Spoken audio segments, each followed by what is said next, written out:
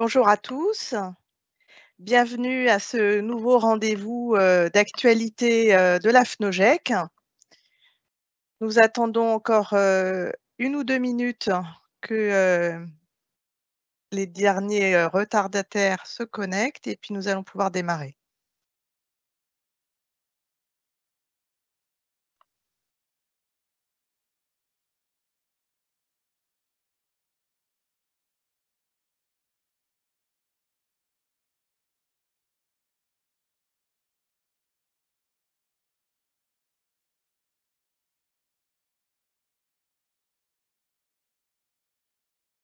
Très bien. Alors, je me présente, je suis Caroline Van Lerberg, directrice du pôle économie-gestion de la Fédération nationale des OGEC. J'ai le plaisir d'animer aujourd'hui ce webinaire avec notre partenaire KPMG. Nous avons choisi un thème qui est un thème d'actualité. Je pense que les uns comme les autres, vous êtes en plein processus de clôture de vos comptes annuels pour l'exercice clos au 31 août 2023. Et l'objectif de ce webinaire, c'est pas tant de voir des aspects techniques que vraiment de réfléchir à l'organisation qui peut vous permettre de produire le plus rapidement et dans les meilleures conditions de qualité possible une information financière qui vous permette de prendre les bonnes décisions. Pourquoi avoir choisi ce thème? Pourquoi accélérer? Isabelle? Merci. Alors, pourquoi accélérer? C'est-à-dire raccourcir les délais de clôture. C'est pas juste pour le plaisir de la vitesse, hein. Pourquoi accélérer? C'est parce qu'en fait, c'est pour répondre à une double exigence, à la fois une obligation réglementaire que vous connaissez bien, c'est celle qui est fixée par le Code de l'éducation pour les établissements qui sont associés à l'État par contrat, qui prévoit en fait une reddition de comptes à l'échéance du 30 novembre, c'est-à-dire 3 mois après la date de clôture. Et pour faire cette reddition de compte, pour les établissements sous contrat avec l'État, il faut bien sûr disposer d'une comptabilité analytique qui permet de produire une analyse sectorielle.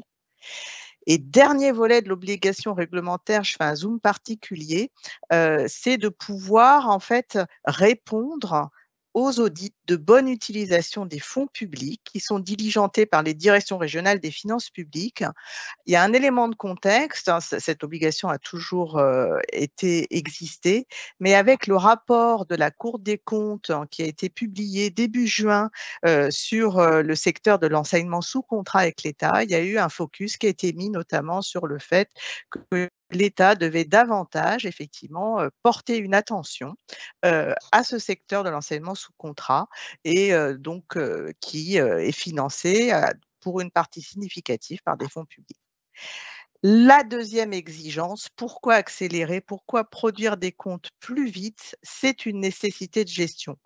Pourquoi? Parce que ça va vous permettre de faire un diagnostic financier, de savoir comment se porte l'OGEC ou l'établissement géré par l'OGEC dans lequel vous œuvrez. En période de contexte inflationniste et d'éventuelles difficultés de trésorerie, c'est très important de pouvoir poser ce diagnostic rapidement. Une clôture rapide, ça permet de se projeter dans l'avenir, de voir si les projets sont finançables. Clôturer rapidement et régulièrement, ça permet d'effectuer un contrôle budgétaire et du coup de pouvoir, le cas échéant, actionner des leviers d'optimisation de la gestion. Donc vous voyez que les enjeux de ce thème sont très importants. J'ai eu le plaisir de constater que parmi les nombreux inscrits à notre webinaire, nous avions bien évidemment un certain nombre de personnes qui travaillent dans les établissements, dans les fonctions de gestion, finance, comptabilité, mais nous avons également parmi nous aujourd'hui des chefs d'établissement et des présidents et trésoriers d'OGEC. C'est très important effectivement que la gouvernance des OGEC, la gouvernance des établissements s'implique dans ce type d'organisation. Je passe dès maintenant la parole donc à notre partenaire KPMG. À vous, Isabelle. Bonjour à tous, donc je suis Isabelle Simusiac, je travaille avec les équipes des expertise, services et conseils au sein des sites de KPMG de Mâcon et Bourg-en-Bresse. Je passe la parole à Guillaume pour qu'il puisse se présenter. Bonjour à toutes et tous, Guillaume Collet, je suis senior manager audit au sein du bureau de Caen, chez KPMG également depuis 17 ans, une spécialité donc dans l'économie sociale et solidaire et plus particulièrement, je dirais, des audits et commissariats aux comptes des établissements d'enseignement privé. Voilà. Alors, on souhaitait déjà faire un petit point sur ce partenariat, le partenariat qui a été tissé entre la FNOGEC et KPMG, et qui n'est pas anodin, qui s'explique notamment par notre accompagnement historique chez KPMG des OGEC, comme vous pouvez le constater sur notre positionnement territorial. Aujourd'hui, c'est à peu près 300 clients OGEC qui sont distribués entre 50-50 entre l'audit, des missions d'expertise comptable et des missions également de commissariat aux comptes. Sachez que nous avons mis en place en interne chez KPMG un groupe de travail qui est dédié à l'enseignement privé, permettant ainsi de pouvoir répondre à vos attentes techniques et puis vous proposer également une offre diversifiée en lien avec vos besoins. Expertise comptable, examen limité, organisation, contrôle interne, comptabilité analytique, suivi budgétaire, j'en passe. Nous avons par ailleurs mobilisé des experts régionaux pour être au plus près de nos clients et donc on a du coup formé des collaborateurs un petit peu partout sur le territoire. Ce webinaire, sur la thématique des enjeux de l'accélération de la production des comptes, il a fait l'objet d'une fiche pratique qui est accessible dans Isidore, on y reviendra tout à l'heure. Il a fait également l'objet d'un article directement dans le MAC des OGEC, comme on vous le présente ici. Vous avez pu le recevoir également par mail. Et il a fait également l'objet d'un atelier pratique à destination des adhérents, voilà, qui a eu lieu courant octobre ou septembre, je ne me rappelle plus très bien. Dans le sommaire de ce webinaire, alors, sur ce format court qu'on a voulu volontairement efficace et rapide, 45 minutes, nous avons prévu d'être assez pratiques afin que vous puissiez appréhender le fast close, ou également dit amélioration continue, de la plus simple des manières. Donc nous verrons dans une première partie les enjeux de l'accélération de la production des comptes, puis nous tâcherons de vous expliciter le point de départ de cette démarche avant de prendre un moment pour échanger sur les facteurs clés de succès d'une clôture anticipée. Puis on fera un focus particulier sur les accompagnements possibles afin de vous aider dans le déploiement de cette démarche. Et puis, on laissera nécessairement une place aux questions-réponses d'à peu près 15 minutes. Donc, à nous de bien flécher notre timing afin de pouvoir donc répondre aux questions que vous pourriez avoir autour de cette thématique. En préambule, il nous apparaissait important d'évoquer ce sujet du fast close en disant que certains parmi vous vont se retrouver forcément dans ce constat de départ. En effet, qui n'a pas vécu la pression de la clôture des comptes? Premier enjeu. Alors, des erreurs dans des opérations, des pièces justificatives manquantes, la sensation d'être seul concerné par la clôture, un quotidien toujours dense qui finalement ne permet pas de rester focus sur son arrêté, et au final aussi beaucoup de stress et d'énergie déployée pour aboutir finalement au compte définitif. Alors pour éviter et pour anticiper ces situations de plus en plus d'entités s'orientent vers finalement un processus de clôture continue que l'on peut nommer arrêté ou situation, avec une périodicité mensuelle trimestrielle selon les besoins. Alors ces arrêtés ou ces situations, elles peuvent aussi avoir la terminologie de tableau de bord de pilotage selon les besoins. L'idée qui réside derrière la notion de process concret, c'est de mettre en place des outils et une organisation qui permet d'éviter les goulots d'étranglement et donc de lisser la charge de travail sur l'année. Le fast close est ainsi plébiscité par de plus en plus d'entités qui sont désireuses d'optimiser et de fiabiliser leur processus de clôture des comptes et donc leur communication financière. Du coup, ce qu'on souhaitait d'abord, dans un premier temps, c'était voir avec vous les enjeux de l'accélération de la production des comptes. Alors, quels sont les enjeux? Il fallait partir de la définition du fast close. Le fast close, c'est une technique qui permet d'accélérer et de fiabiliser le processus de clôture des comptes. C'est une manière de faire plus rapidement un bilan ou une situation comptable. Le fast close, ça comprend la réduction des délais de clôture et d'arrêté de compte et l'amélioration de la qualité. On vous a mis ici une petite image finalement qui visualise et qui vous permet de visualiser l'organisation efficiente au niveau de l'entité.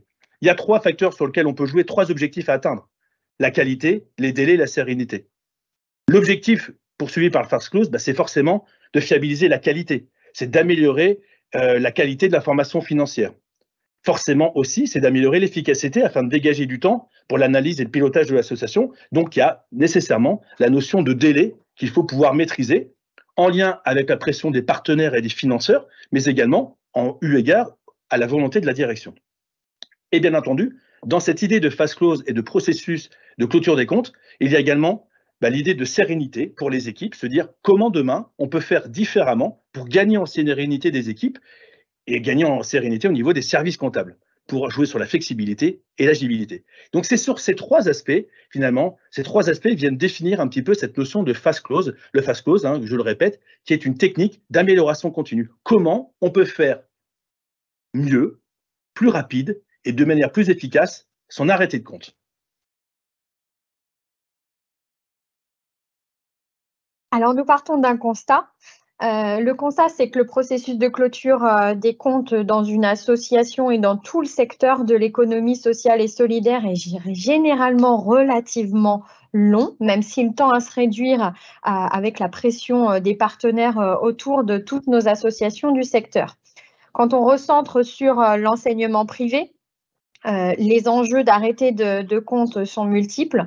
L'objectif que l'on tend à se donner, c'est de réaliser un processus de clôture dans les 30 à 45 jours ouvrés après la date de clôture, quand on clôture un 31 août dans le cadre des OGEC, et puis de produire les comptes annuels, donc le package de présentation finale et synthétique des comptes, le bilan, le compte de résultat et l'annexe dans les 15 jours ouvrés supplémentaires et qui vont suivre. Alors, pour cela, il faut que l'on augmente la productivité de l'ensemble des personnes qui sont au sein de ce processus. La productivité, pour raccourcir ces délais, elle augmente généralement grâce à trois facteurs. La compétence des personnes, un effet d'apprentissage qui vient du coup agrémenter cette productivité. Les méthodes de travail, cette organisation du travail autour du process d'arrêté des comptes est-il efficient? Et Guillaume l'a dit juste avant. Et puis, dernier point, l'automatisation des tâches qui permet de gagner en efficacité et en rapidité au quotidien. Alors, pas seulement dans le processus d'arrêté des comptes, mais aussi au quotidien dans le process de tenue comptable et de suivi de gestion. Alors, les enjeux aussi, ils tournent autour de ce périmètre de clôture des comptes. Qu'est-ce qu'on inclut dans la notion de clôture des comptes? La clôture annuelle, elle ne se résume pas à passer nos écritures d'inventaire qui nous servent à produire un bilan et un compte de résultat pour la direction, les chefs d'établissement, la gouvernance, les partenaires financiers ou bien les tutelles. La clôture, elle comprend une annexe des comptes annuels, celle-ci exprimant sous une forme plus ou moins réduite, mais on sait depuis le nouveau règlement comptable des associations, la forme se tend à être beaucoup plus développée puisque nous n'avons pas d'autorisation d'annexe réduite. Cette annexe, elle exprime les faits marquants de l'exercice. Elle analyse au détail les principaux postes, bien entendu, du bilan et du compte de résultat. Et puis, elle décrit les engagements hors bilan, tout ce qui n'est pas intégré dans la présentation des comptes, tout ceci permettant une meilleure compréhension des états financiers, le bilan et le compte de résultat. Autour de la clôture des comptes, on a le rapport financier, qui est généralement le rapport financier présenté par le trésorier à l'Assemblée générale. Et puis, il ne faut pas oublier de nombreuses analyses à l'image de la capacité d'autofinancement, la situation financière, des tableaux de financement, la formation du résultat global pour mieux comprendre comment on a pu avoir un excédent ou un déficit au cours de l'exercice. Et puis, n'oublions pas notre ventilation des charges et des produits par activité, notamment sur la gestion scolaire et la gestion patrimoniale. Alors, nos enjeux, on voit trois points particuliers. L'enjeu de cet arrêté des comptes et de l'accélération de la production des comptes, c'est un enjeu déjà d'organisation et de réactivité. Dans un environnement économique qui est en mouvement et en changement, la diminution des ressources publiques, les remises à niveau de l'immobilier avec les différents travaux qui vous sont imposés depuis ces quelques années en termes de réglementation nous obligent à avoir une production d'informations financières qui tend à être la plus courte possible pour avoir les décisions à prendre les plus rapides possibles. Les indicateurs financiers aussi fiables et disponibles rapidement qui nous permettent à juste titre de prendre des décisions utiles au quotidien, pas seulement lors de l'arrêté des comptes pour la gouvernance, mais aussi pour le chef d'établissement. Un enjeu de management aussi. Le projet constitue une démarche transversale et partagée, pilotée par la gouvernance et qui permet de mobiliser toutes les équipes et pas seulement les équipes finance, entre guillemets, au sein de l'OGEC. Et puis un enjeu de communication financière globale. Alors, je vais laisser la parole à Guillaume qui va vous expliquer le point de départ de cette démarche d'amélioration. L'idée ici est de pouvoir échanger avec vous sur les conditions finalement préalables à un bon arrêté des comptes. Plusieurs points.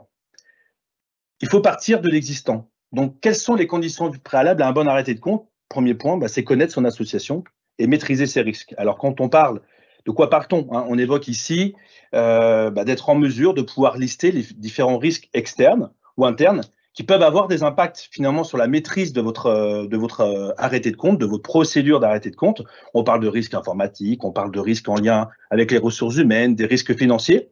L'idée, cette maîtrise des risques, finalement, elle prend un terme, elle prend un nom, on appelle ça la cartographie des risques, qui permet non seulement de les répertorier, mais également de pouvoir les mesurer et les évaluer et mesurer leur impact sur le processus de clôture des comptes. La deuxième condition préalable à un bon arrêté des comptes, finalement, étant l'évaluation de son processus en tant que tel. Ai-je une procédure écrite? Ai-je ou pas défini un seuil de travail? Et ça, on va y revenir tout à l'heure. Enfin, le troisième point, en lien avec l'organisation et l'inventaire des travaux à réaliser. Est-ce que j'ai établi un listing des travaux à réaliser à la clôture? Ai-je réparti les fonctions au sein de l'OGEC?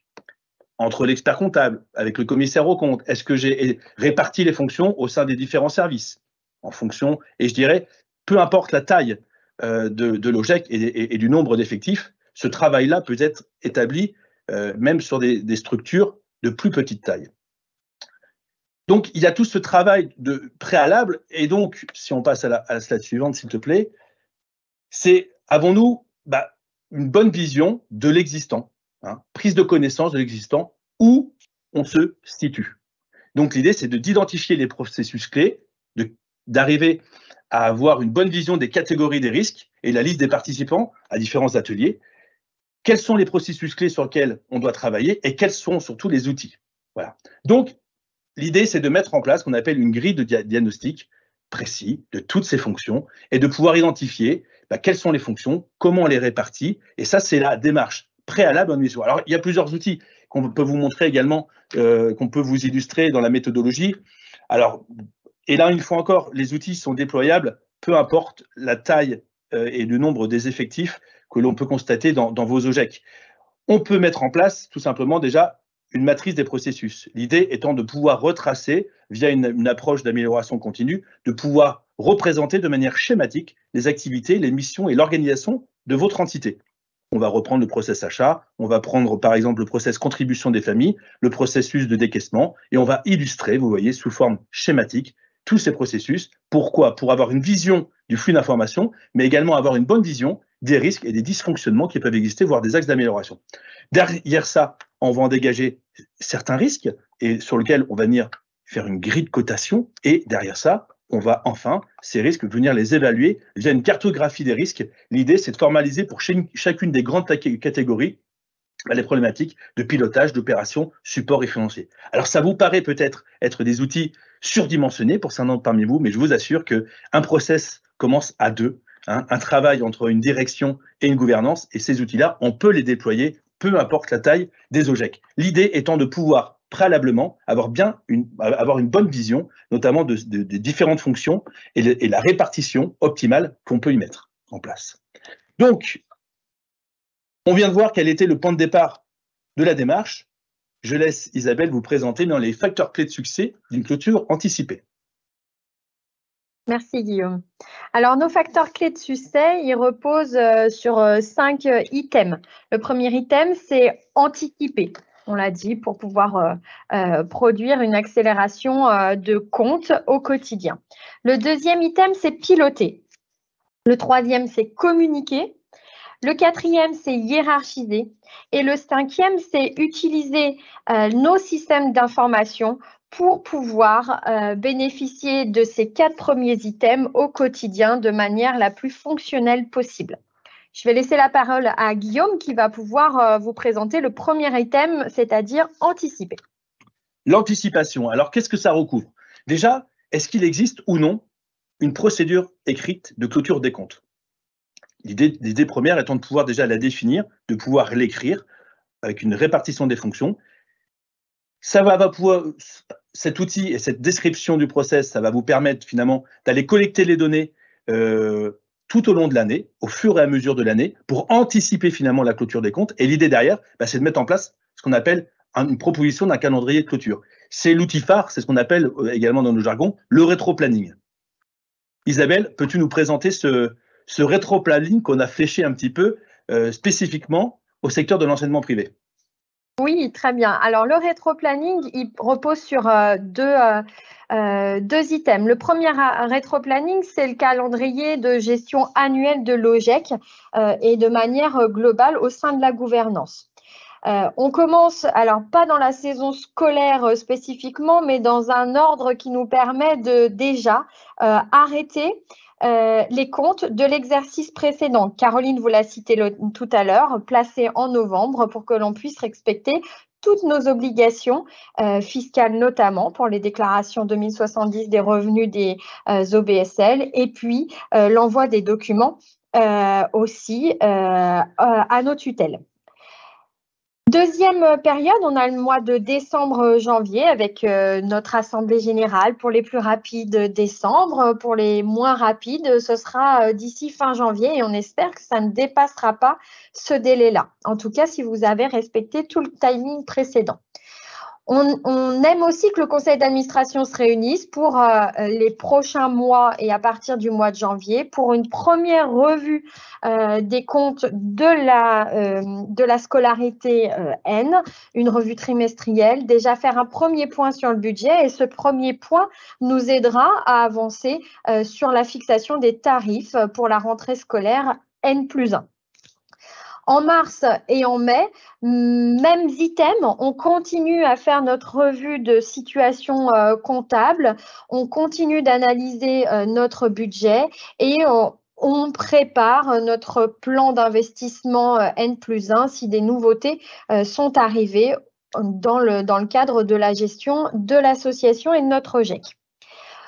En mai, le chef d'établissement idéalement, commence à préparer les documents prévisionnels pour l'année N+1.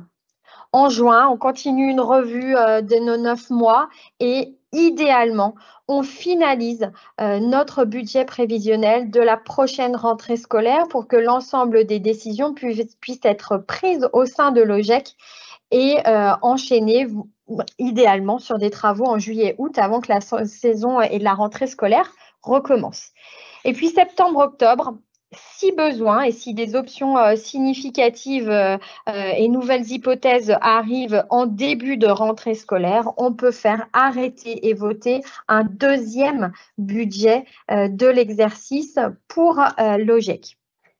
Alors tout ça, ça repose bien entendu, le premier item repose sur un arrêté des comptes de l'exercice précédent qui soit réalisé en bonne et due forme et dans le timing que l'on a cité, les 30 à 45 voire 60 jours pour qu'en novembre, on puisse établir nos comptes. Ça repose du coup sur un calendrier un petit peu plus précis. On va l'étaler et on va évoquer avec Guillaume les différents items. Le plus important pour nous, c'est le rétro-planning de la clôture. Il est extrêmement important que vous puissiez prendre contact avec vos différents interlocuteurs internes et externes pour fixer ce rétro-planning du mois de septembre que l'on sait déjà être un mois assez tendu puisqu'il s'agit d'un mois de rentrée scolaire et de facturation de la scolarité pour l'ensemble des élèves. Et puis, profitons de cette fin d'année aussi pour réaliser une pré-révision des comptes pour ceux qui n'auront pas réalisé de pseudo-situation trimestrielle ou d'arrêté trimestriel pour déjà revoir nos 10 premiers mois de l'année et pouvoir questionner les différentes personnes qui qui nécessiterait de nous transmettre un certain nombre d'informations. Ensuite, on rentre dans le timing post-rentrée, nouvelle rentrée scolaire, d'arrêter des comptes. Septembre et octobre sont des mois où on devrait privilégier tout notre process d'arrêter des comptes avec les différents cycles de révision. Alors, je n'irai pas trop dans le détail des cycles aujourd'hui, simplement. L'idée est de bien se fixer des cycles prioritaires. Il me semble, Guillaume, que tu l'as cité tout à l'heure. La gestion des immobilisations, le personnel, qui est quand même une grosse masse dans l'analyse de vos structures, et puis d'intégrer la direction et les chefs d'établissement pour accompagner les attachés de gestion, les DAF et autres personnels de la fonction finance pour optimiser ce processus. L'expert comptable, bien entendu, arrive juste après. Alors, l'expert comptable ou l'UDOGEC, dans le cadre du fonctionnement que vous pouvez avoir au sein de vos structures, il est impératif qu'il puisse enchaîner du moment où vous êtes prêt. Et donc, ce rétro-planning de clôture est extrêmement important. Pareil pour le commissaire aux comptes qui, lui, interviendra sur une seconde partie de ce rétro-planning. Et enfin, notre CA d'arrêté des comptes qui nous permettra d'arriver sur un timing le plus précis possible par rapport aux objectifs que l'on s'est fixés. Je laisse la parole à Guillaume pour vous parler du processus piloté de ce facteur clé de succès. Donc, deuxième facteur clé de succès d'une clôture anticipée, le pilotage. Alors, le pilotage, c'est quoi? C'est organiser le processus. Dans un premier temps, c'est donc identifier de manière formelle, par processus, les différents fournisseurs d'informations, leur expliquer les données nécessaires à votre comptabilité, quel est le format éventuel attendu, quel est le mode de transmission, et inventorier donc, les différentes difficultés possibles. Piloter, c'est également répartir les travaux nécessaires à l'élaboration, on vient d'en parler avec Isabelle, via un rétro-planning. Et ça veut dire également répartir au sein des équipes. Voilà, qui est responsable de quoi? Quel est le timing attendu, idéal, pour pouvoir suivre ce rétro-planning et pouvoir finalement sortir ses comptes annuels dans les temps impartis. C'est donc mettre en place le calendrier des opérations de clôture et le diffuser. Alors, on vient de vous l'expliquer, mais c'est vrai que dans l'idée du pilotage, il y a l'idée également de diffuser ce calendrier d'informations pour que tout le monde au niveau d'OGEC puisse en avoir connaissance. Et enfin, c'est vrai que dans l'idée de piloter, c'est banaliser le mois de septembre et peut-être mettre en place une sorte de pré-clôture, 1 ou 2 mois avant la clôture. C'est vrai qu'ils permettent d'anticiper certains sujets, évitant d'avoir un petit peu ce goulot d'étranglement sur le mois de septembre et de pouvoir finalement travailler sur son arrêté de compte peut-être de manière anticipée. La clôture des comptes, ce qu'on est en train de vous dire depuis tout à l'heure, c'est que finalement, c'est un processus qui dure une année. On doit être finalement un petit peu tous les jours dans son processus d'arrêté des comptes.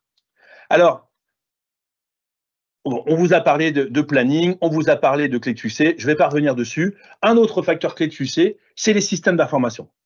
Systèmes d'information, aujourd'hui, vous avez vu, depuis quelques années, il y a eu un virage digital assez important, notamment avec le Covid, qui a vu aussi naître derrière d'autres façons de travailler, mais aussi, on a vu une accélération des multiplications d'outils digitaux. On n'est pas là pour faire la promotion de ces outils, en tout cas, on en a une bonne connaissance. Et c'est vrai que aujourd'hui, faire évoluer les systèmes d'information vous permet d'automatiser et de fiabiliser certaines tâches manuelles. Du coup, ça vous permet aussi de raccourcir quelques canaux d'information en interne et puis aussi de revoir et de revisiter la mise en place d'outils de travail. Et donc, du coup, ça permet, finalement, la revisite des systèmes d'information va vous permettre de pouvoir retravailler votre processus d'arrêté des comptes. Autre facteur clé de succès, la communication. Alors, communiquer, c'est effectivement le plus important entre vous au sein de la structure. Partager les informations entre vous, et Guillaume l'a dit, au quotidien. L'idée étant de ne pas cumuler les principales informations nécessaires pour l'ensemble des personnes de la fonction finance qui sont en train d'arrêter les comptes, simplement au mois de septembre et octobre. Donc, le partage d'informations au quotidien est extrêmement important dans ce facteur clé de succès. Définir clairement qui fait quoi, et on l'a évoqué aussi dans le process et dans le planning d'arrêté des comptes. Et puis, favoriser le partage des bonnes pratiques. Alors, bonnes pratiques au sein d'un OGEC, mais aussi bonnes pratiques entre les OGEC. Alors, idéalement du département, puisque vous êtes généralement fédérés et vous pouvez vous connaître et vous rencontrer, ce qui vous permet aussi d'améliorer au quotidien votre fonctionnement. Je repasse la parole à Guillaume qui va nous parler du dernier facteur clé de succès. Dernier point qu'on souhaitait évoquer avec vous, c'est la notion de hiérarchisation des travaux. En effet, les travaux doivent pouvoir porter en priorité sur les cycles et les comptes les plus significatifs. On évoque là les produits, les contributions famille, les forfaits d'externat, tout ce qui est lié aux collectivités, forcément les charges en lien avec la masse salariale, les achats, les immobilisations, les investissements. Donc l'idée, une fois encore, est de pouvoir avoir une bonne connaissance de son établissement, des risques, et puis de mettre en face les travaux nécessaires en lien avec, je dirais, cette significativité qu'on aurait pu mettre en évidence au sein de son OGEC. Dans les petits conseils que l'on peut vous glisser, c'est en effet aussi de décliner un seuil par processus et de le communiquer. L'idée étant de pouvoir se mettre un seuil de travail pour éviter de passer trop de charges constatées d'avance ou trop de factures non parvenues qui pourraient finalement ne pas avoir d'impact significatif dans vos comptes. L'idée étant vraiment de pouvoir décliner un seuil qui vous permette, de gagner du temps, mais qui soit aussi, je dirais, bien défini pour vous permettre de présenter des comptes les plus fidèles possibles. Donc l'application de ces principes nécessite du coup une évolution importante de la culture comptable et notamment de la perception de ce que recouvre une information comptable et financière de qualité. Voilà. Mettre en place des seuils ne veut pas dire que notre bilan et que nos comptes de résultats n'est pas fidèle et ne recouvre pas une information de qualité. Donc, ce qui est très, très important dans le travail qui est fait avec Ludogec, avec votre expert comptable, c'est de pouvoir éventuellement proposer un seuil de travail par processus et de le communiquer. Voilà. On en a fini finalement de vous présenter les facteurs clés de succès, ces 4 gros pôles et ces petits conseils que l'on pouvait vous donner par rapport à l'amélioration continue en lien avec votre procédure d'arrêté de compte.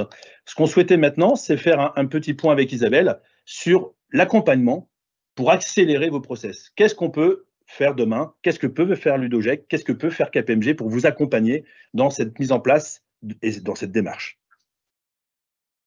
Merci Guillaume. Alors, quel type d'accompagnement effectivement? Plusieurs formes. Sur l'accompagnement, on va déjà pouvoir œuvrer. Alors là, nos répartitions de métiers entre Guillaume et moi-même vont se faire sentir. Je vais vous parler un petit peu plus de conseils déjà au quotidien. Vous formez sur les spécificités comptables. On a parlé tout à l'heure de l'effet d'apprentissage dans l'accélération de la production des comptes et vous avez la possibilité soit au sein de notre structure KPMG Academy, soit au sein des structures de Ludogec et toutes les formes d'accompagnement et structures d'accompagnement de formation, de vous former aux spécificités comptables qui vont vous permettre d'améliorer ce process-là en maîtrisant l'ensemble des concepts. Rédiger un guide de procédure d'arrêté des comptes, c'est à notre sens le strict minimum de mise en place dans un OGEC, qu'il soit d'une toute petite taille ou d'une taille significative, tout simplement pour la transmission d'informations entre les différents acteurs, la gouvernance, le chef d'établissement, les éventuels salariés de l'OGEC et puis les partenaires de Ludogec, idéalement s'ils vous accompagnent aussi dans ce processus d'arrêté des comptes. Je laisse Guillaume du coup rebondir sur aussi l'accompagnement de nos équipes audit. C'est vrai que le commissaire aux comptes travaille et flèche certaines de ses diligences en lien avec le contrôle interne et donc il est un acteur privilégié pour la lecture de vos procédures internes. Ce que l'on peut vous proposer, c'est aussi une revue des process pour justement gagner en efficacité et en vue de l'amélioration de son process d'arrêté de compte, c'est de pouvoir à un moment donné flécher et revoir l'intégralité des process en interne. Alors ça va être quoi? Soit sur des formats, je dirais, des formats qu'on a l'habitude de mettre en place, à savoir des entretiens individuels, mais on peut aussi envisager, c'est dans l'air du temps, mettre en place des ateliers collaboratifs où on va pouvoir travailler conjointement avec différentes personnes de l'OGEC, service achat, service contribution des familles, inscription. On va venir travailler sur les différents process par mini-ateliers pour avoir une vision finalement assez juste et assez complète des différentes procédures qui complètent votre OGEC. L'idée étant de pouvoir bien connaître ses forces, mais aussi de pouvoir mettre en évidence certains axes d'amélioration sur lesquels on pourrait travailler collectivement. L'avantage aux ateliers collaboratifs, c'est que la plupart du temps, quasiment 99% du temps, on a une adhésion complète, une adhésion des équipes. Pourquoi? Parce que les solutions émanent d'elles directement et elles sont donc plus faciles à mettre en place. C'est vrai, donc c'est des choses qu'on accompagne. Vous avez aussi, et je tiens à le préciser par rapport à ce qui était précisé juste avant, des outils qui sont mis à disposition, hein, notamment via l'accès à Isidore, avec différentes fiches de travail sur le contrôle interne, sur les risques, la cartographie des risques. Donc n'hésitez pas je dirais, à aller user et abuser de ces outils qui peuvent vous aider à mettre en place évidemment une bonne lecture de votre contrôle interne, une bonne lecture de votre organisation. Donc des ateliers collaboratifs en lien également avec le Fast Close, on peut vous accompagner pour justement pour avoir une grille de lecture. À un moment donné, on décide de poser le stylo pour avoir une vision complète de différents process et notamment le process d'arrêté des comptes. Les clôtures des comptes, et donc là, Isabelle, tu en as à peu près fait le tour Oui, je crois, des modalités d'accompagnement hein, que l'on peut mettre en place. Voilà. On vous remercie. On espère qu'on a respecté ce délai. On laisse la parole à Caroline.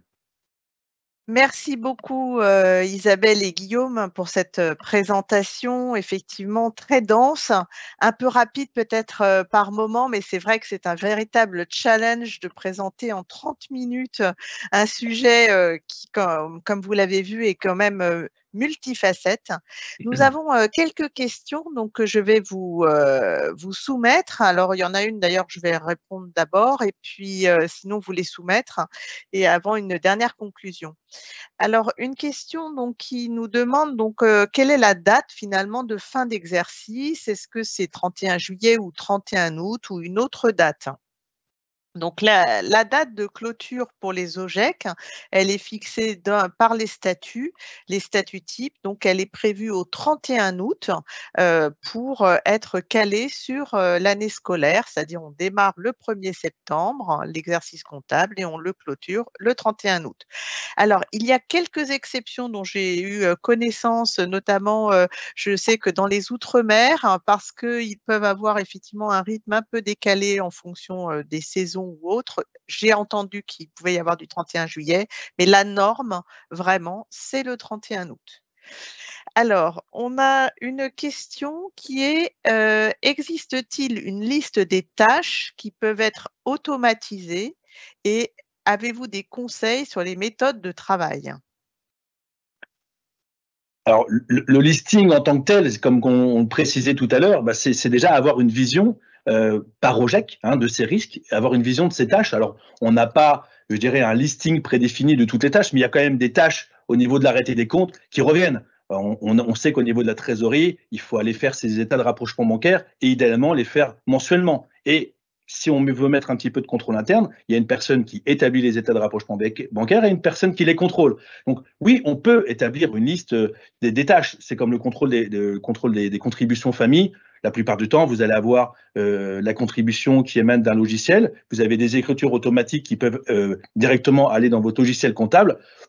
Le contrôle de base, c'est ça va être de rapprocher ce qui émane du logiciel de facturation avec les écritures comptables qui sont passées. Donc, on peut en effet définir un listing des tâches et des travaux minimum, je dirais minimum à mettre en place lors de la clôture des comptes. Ce listing, il n'est pas préétabli, mais c'est quelque chose qu'en effet qu'on pourrait envisager. Alors, je rebondis sur cette question, d'une part pour renvoyer vers la fiche pratique qui est dans Isidore, qui donc porte sur cette thématique de l'accélération de la production des comptes. Vous y trouverez notamment des éléments plus concrets de méthode par cycle ou par grand processus, de manière justement à fiabiliser ou accélérer votre processus de clôture. Donc ça, c'est un premier point. Je rebondis quand même sur cette question de l'automatisation. On entend parler de plus en plus d'ossérisation, de recours à des logiciels donc qui permettent donc par une lecture optique des documents comptables, du coup de les intégrer directement dans la comptabilité et avec une préimputation. Ça, c'est a priori un facteur de productivité. Qu'est-ce que vous en pensez, Isabelle et Guillaume? Alors, je vais répondre pour ma partie puisque j'utilise au quotidien. Nos équipes du coup d'expertise comptable travaillent avec ces outils de sérisation depuis quelques années. Effectivement, ça nous permet d'automatiser une partie de cette tâche. Hein. Le robot, comme on l'appelle, et l'intelligence artificielle n'est pas opérationnel à 100%, mais on a quand même des produits aujourd'hui sur le marché qui nous permettent un taux de conversion et d'imputation comptable assez intéressant à plus de 90% des écritures, ce qui permet quand même un gain au quotidien. Et puis, l'avantage vraiment de cette lecture optique des données, c'est que le travail d'arrêté des comptes et de revue de nos factures à identifier dans le cadre de l'inventaire peut être automatisé. La lecture des échéances peut permettre d'automatiser la comptabilisation de nos charges constatées d'avance, de nos produits constatés d'avance. Et puis, lorsqu'on commence notre saisie comptable de septembre, d'automatiser la détection de nos factures non parvenues. C'est quand même le travail le plus fastidieux de nos écritures d'inventaire, le moins intéressant, on va dire, dans nos recherches. Par contre, il est utile pour produire une information comptable la plus fiable possible. On évoquait le seuil, effectivement, tout à l'heure avec Guillaume. Ces outils de lecture optique nous permettent de gagner en efficacité tout en évitant de baisser ce seuil d'appréciation dans nos écritures d'inventaire.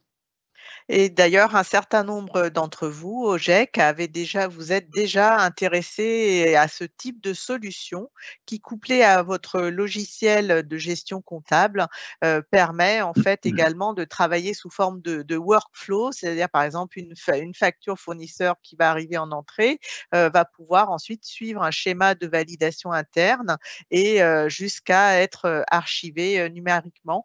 Donc, il existe de plus en plus d'outils qui sont adoptés par certains d'entre vous, qui sont adoptés aussi par nos partenaires experts comptables, de manière, là aussi, donc à réaliser des gains de productivité. Peut-être pour J'accélère un ajouter, peu. Oui, pardon, excusez-moi juste pour Guillaume, c'est parce compléter, qu'on c'est a vrai que encore quelques questions.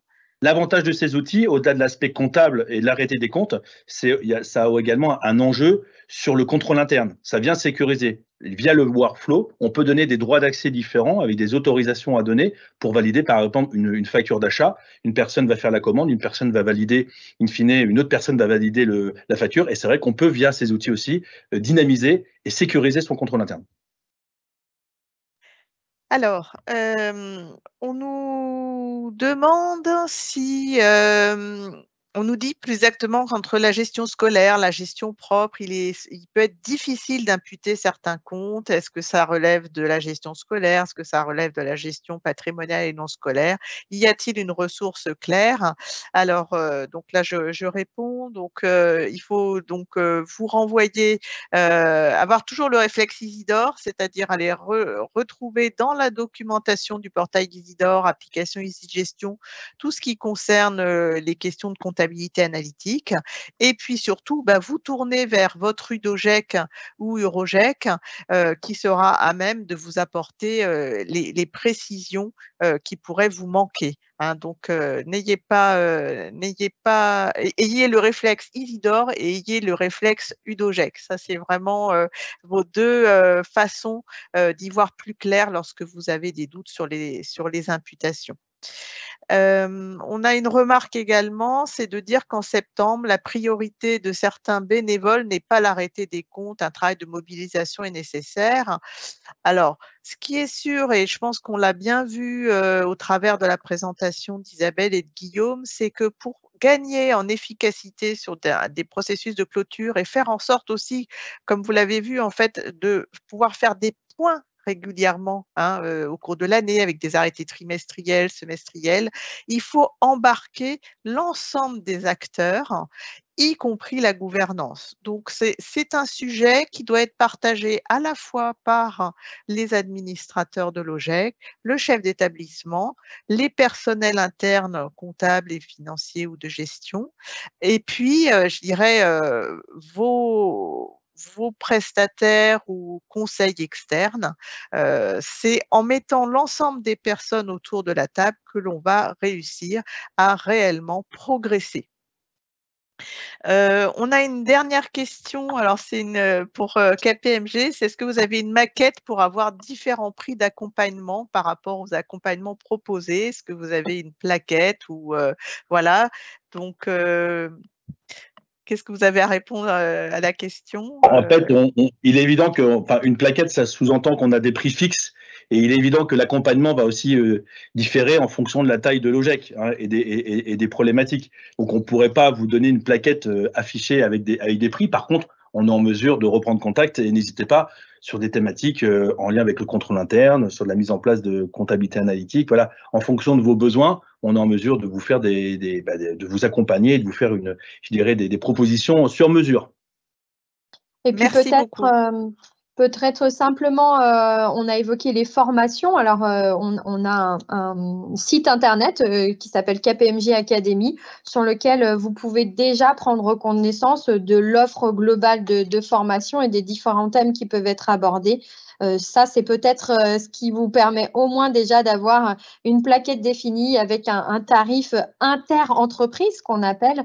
Et puis, on a toujours la possibilité de faire du sur-mesure, comme Guillaume le disait, sur un accompagnement, mais c'est pareil en formation, sur de l'intra-entreprise au sein de vos OGEC ou entre OGEC d'ailleurs. Alors, on a une dernière remarque, c'est donc il me semble que l'expert comptable n'est pas obligatoire. Effectivement, hein, donc le recours à un expert comptable, c'est une décision hein, qui revient à chaque OGEC en fonction de ses besoins. Donc, c'est une mission dite contractuelle et chaque établissement en fixe d'ailleurs les contours au travers d'une lettre de mission. Voilà. Ce que je souhaitais dire encore, hein, c'est pour terminer, parce que je vois qu'il est déjà 14h17, c'est donc 2 choses. Réflexe Isidore, vous trouvez également dans Isidore des supports de formation, des fiches pratiques sur toutes les questions comptables. Donc, pensez toujours à aller voir cet espace documentaire qui vit régulièrement. Lorsque vous êtes utilisateur Isidore, il y a donc une newsletter qui arrive régulièrement dans vos boîtes aux lettres et qui vous met en exergue les nouveautés, à la fois des fonctionnalités des applications et de la documentation. Et la deuxième chose, surtout, pensez bien à prendre conseil auprès de votre UDOGEC ou UROGEC et qui a aussi la capacité de vous partager justement les expériences des autres OGEC situés dans le même territoire. Un grand merci à KPMG, notre partenaire, pour avoir préparé et animé ce webinaire. Merci à tous de nous avoir suivis et au plaisir de vous retrouver bientôt. Bon après-midi. Au revoir à tous. Merci. Au revoir. Au revoir.